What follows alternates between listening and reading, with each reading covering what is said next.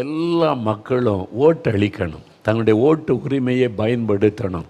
முக்கியமாக நிறைய கிறிஸ்தவர்கள் நிர்விசாரமாக இருக்கிறாங்க. கிறிஸ்தவங்க ஓட்டு போட போகிறதே இல்லை. நிறைய பேர் நீங்கள் ஓட்டு போடலைன்னா பாவம் செய்கிறவர்களாக இருக்கிறீங்க, தேசத்துக்கு துரோகம் பண்ணுறீங்கன்னு அர்த்தம்.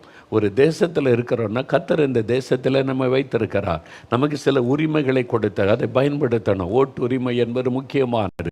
எல்லாருமே நீங்கள் போய் ஓட்டு அளிக்கணும். அதனால தான் இன்றைக்கி விடுமுறை கொடுக்கப்படும். விடுமுறை கொடுத்துட்டாங்கன்னு எங்கேயாவது ஊர் சுற்ற போகிறேன், வீட்டில் இருந்து ரெஸ்ட் எடுக்கிறேன்னு சொன்னீங்கன்னா நீங்கள் பாவம் செய்கிறவங்க.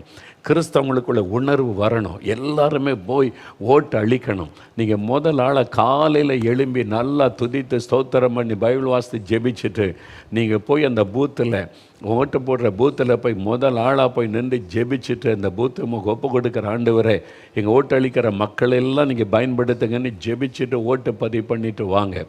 ஓட்டு போடாத கிறிஸ்தவர்கள் தேச துரோகிகளாக நீங்கள் உணர்த்தப்படுவீங்க. ஆண்டவரை துக்கப்படுவார். உங்களுடைய உரிமையை பயன்படுத்துங்க.